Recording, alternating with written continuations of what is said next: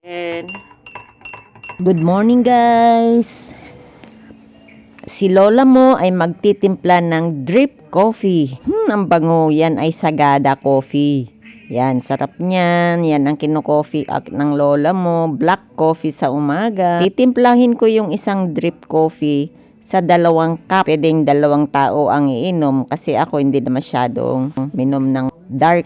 Morning! Coffee in the morning. You see this? Plus black coffee. Wow.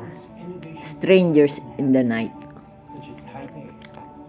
The coffee of your lola.